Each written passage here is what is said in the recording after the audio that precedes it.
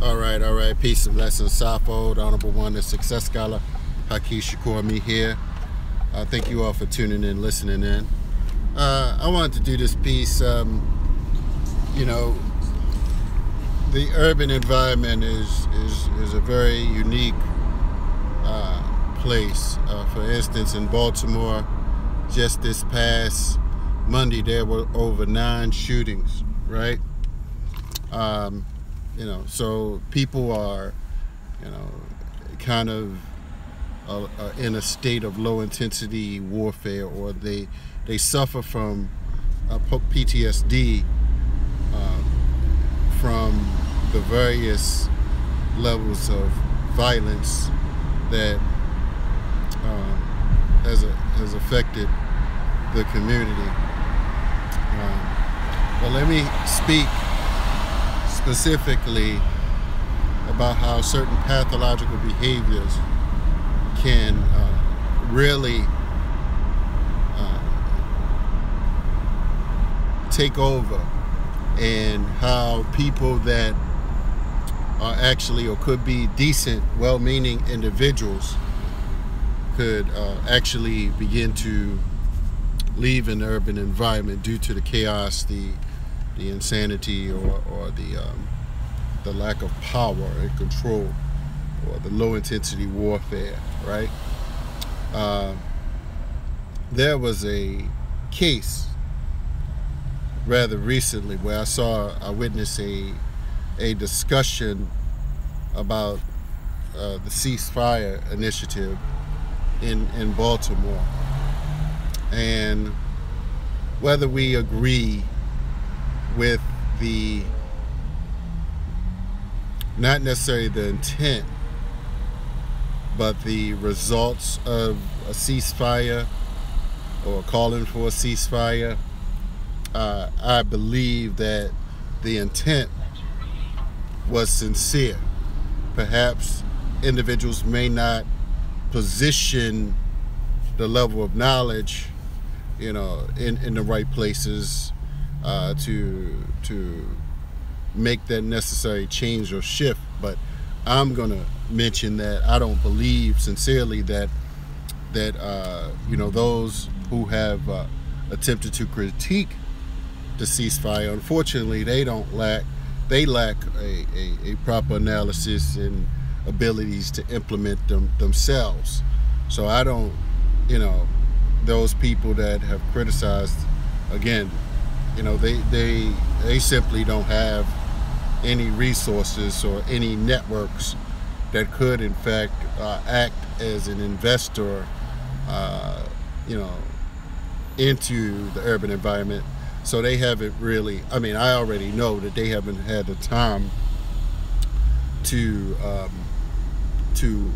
create institutions to heal. In many of these individuals, they've never gone through any healing modalities whatsoever, right? They never gone through any, discussions, or just really going through any therapeutic processes. And many individuals, for instance, before they actually are healed,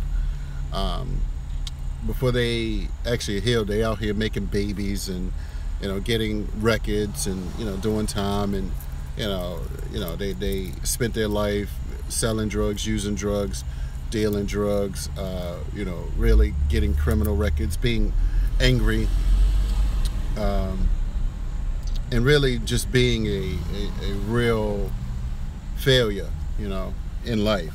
So what I want to discuss, right, because I've had to really kind of get away, I call it escape, escape from the hood, if you will, because unfortunately we have individuals out here that really, they still have a deep-rooted, urbanized psychological enslavement, and they are emotional prisoners. They haven't really enjoyed life. They've been too impoverished. They come from dysfunctional families, and they never reach a stage of transformation, of wholeness, of being able to position themselves or position their information in a proper sequence to really benefit the whole community. So what these individuals actually are doing now is more of a destabilization process. They don't have any influence over the masses of the community, right? The youth do not respect them because they don't have any power, and they don't necessarily look like they have any power or control. They don't own anything. They don't produce anything. So the levels of respect is not there with that from the youth on some of these individuals. Now, who specifically am I talking about? I don't need necessarily to mention a particular individual, but what I will say, there was an instance that made me think about the Native Son documentary, the film, the book actually. Then there was a small skit on it, and there was a character called Bigger Thomas. Bigger Thomas was on some levels like a kind of a bully, a real kind of perplexed, dysfunctional, degenerate character, and what we have, for instance, in the Baltimore community is networks of these old Bigger Thomases, right? They're no longer in their 20s and teens, so they're not out. They're not out here thugging, right? They're not out here doing drive-by shootings, but they still have that mentality. Now, this is where, I begin to draw the line with some of these individuals, right? Rather recently, there was a Baltimore ceasefire, right? There was a ceasefire initiative, and again, I think the sister is well-intentioned with it. I just didn't have time to be walking around in the streets. I do work a little smarter. People see me, but some of these issues are, they're not going to change overnight. I'm not saying I'm not going to go out there much, but I'd rather work smarter to try to transform their minds. That's where, I'm at. And maybe some people, I believe sincerely that some people could have put down their weapons to that weekend, or, they were part. Well, I know they reached the one guy who just got shot, and he came home, and he saw them out there talking about putting down the weapons, and he got out, still had on his hospital gown, and he literally stopped. So with that being said, there was an instance, for instance, where someone who may have had an agreement with the ceasefire people, they referred to the sister, Erica Bridgeford, as a crippled whore, right? And I was so upset when I saw it. I really was upset, and I began to think, like, what kind of animal, actually, what kind of angry, sad, dysfunctional person would refer to a black woman that's trying to stop the violence in an urban environment. Why would you refer to her as a whore, right? Why would you refer to her as a whore and then refer to her handicap, right? That's just like, some people are really, mentally insane, and they're walking around in Baltimore like a powder keg, right? So they are walking around, and they have these peers, And that's where I'm just like, anybody that would associate with a I ain't gonna call him a demon, but yeah, I mean, that's wicked. That's really wicked. But some of these people, they on the radio talking about righteousness, but I'm just like, they don't love, our people. Anytime you being that hostile towards a sister, like, really?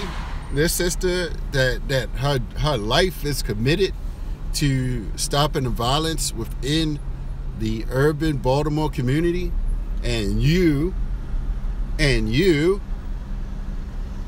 call her a cripple whore. Really? Where they do that at? Where do they do that at?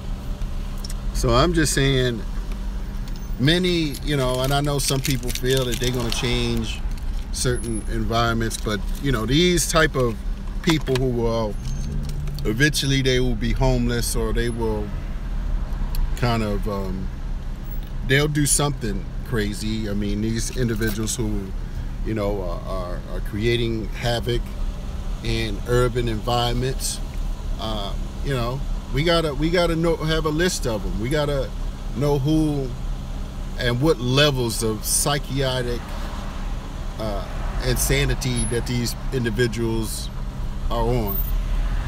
And so, yeah, but that's what I wanted to reveal. And unfortunately, people would rather be jealous, that I had the intelligence, the wisdom, and the consciousness to say, hell, I got to get away from some of these chaotic people. But I know that there are many black women still stuck, in an urban environment, and they stuck around these black terrorists. These black men who are terrorizing people, black women. They're calling, the former mayors, hoes, and calling them chicks. I mean, like, really disrespectful. And it's really unfortunate that many so-called activists, if you will, concerned citizens, that have allowed for these degenerates, to get away with this, irrational, illogical, self-destructive, bullying, bigger Thomas Negro mentality, right? Yeah, so this is what is going on. And I don't deal with the insanity. I mean, I got a lot of good things going on with myself. I had to escape from all of the dysfunctional, low-level thinking of many individuals in the urban environment.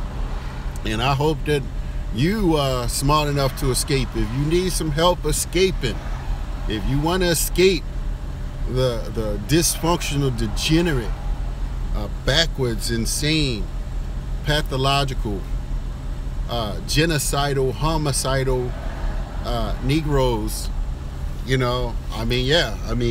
can't have no unity with some of these individuals. I mean, they taking medications for who knows what. They don't have no healthy lifestyle. They're not doing anything healthy or holistic. Have any of them even tried to change their diets? Right? They don't do anything peaceful. So, again, Baltimore is a war zone. Some of the so-called activists are complete nutcases. So I wouldn't dare. I mean, my days are going out. When I saw that nut, smoking a cigarette, I'm like, I ain't going out with y'all, man. I ain't fighting with y'all. You gonna die soon. You gonna die from damn cigarette inhalation. Negroes smoking cigars and thinking they cool. Like, I'm like, man, I don't have time for these. These jokers, man. They still under the system of racism, white supremacy. They are under control. They are completely under control. So, again, I don't, need to be, I'm not trying to start anything, but anybody that you know, so-called protecting their community, you know, you got to protect them from some of the little, you know, hood rats. You know, I mean, like, let me be real. You know, some of these little Baltimoreized hood rats, I'm like, man, I don't, you know, I'm just sad I still gotta come trying to get my mother and my father out of there, you know, for real. Like, look, y'all need to escape. Y'all need to escape these you know, these people. And I don't want to sound like you know, but you know, some of them, you know, they just turning on each other like slaves in a slave ship, like crabs in a barrel. You know, like damn Hurricane Katrina victims fighting for scraps. You know, I mean, I'm just like, look, man, we gotta work smarter. So I'm saying, you know, I'm serious, man. If you all are still listening to these lost Negroes and these, I mean, let me just share, because I spent years of my life, you know, showing up at different meetings with these, you know, insane Negroes. I didn't know, I mean, but as you begin to evolve and you begin to show up around healthy, empowered individuals, you know, you begin to see the differences within yourself, right? So I saw that, you know, I mean, I have a future, I have a life, I have opportunity, I have credentials, right? You know, so again, let me just, you know, do what I need to do, and for the, you know, those that I can reach, and I do stuff in the Cherry Hill area, you know. I mean, show up and teach, you know, our young people. But, you know, these individuals, they don't have no solutions. You know, they couldn't possibly. I mean, they don't read or write books. You know, they not, you know, they don't go and network with builders. They're just talking. They're just angry. They're just starting fights, you know, with everybody. And you know, and that's where understanding that there are going to be some class dynamics, you know, with trying to deal with the urban environment. And, you know, I realized that, you know, for me, from working there, I saw the chaos. I saw the confusion that many individuals actually have there. So, again, it's the Success Scholar Haki Shakur me, Honorable One. Again, you know, black men, if you see something like that, someone calling a sister a crippled whore, don't accept that, man. Don't accept that. And I'm in shock at some of these so-called leaders, these activists, you know, that you will allow for this nutcase to get away with that. But, you know, I ain't gonna, you know, look, if y'all wanna be on the side with these lost souls, I don't care. My thing is, now I'm from the streets. I know y'all don't have no power, but you know, those that want to join a real movement, or join a real organization to protect our communities and our people from black terrorists, black urban ghetto terrorists like that, you know, holla at me, you know. I mean, I still know people in the street, so it ain't no thing. But, you know, some of us have grown intellectually and economically speaking. But there are some individuals who are creating havoc in the black community, claiming that they're being activists, but they're nothing but thugs, man. They're nothing but, you know, ghetto, urban, ex-drug dealers, you know, criminals, you know, drug users. And not to say that, you know, we all come from somewhere, you know, again, but these individuals, they're not going to change. They're not going to change till they are in jail or until they die from a heart attack from having just a savage, unhealthy lifestyle. So again, brothers and sisters, we gonna solve these issues, but it's not gonna come from them. It's not gonna come from any establishment. It's gonna come from committed, holistic, healthy, empowered individuals. And these people, they can't be at the table. These people are too unpredictable. They criminal minded, you know. I mean, they have no civility whatsoever, no civility and stability. You know, you can't build a nation with savages. You know, you can't build a nation with pathological thugs. You know, these people have criminal records. These people are on record threatening individuals, calling his sister a cripple whore. So again,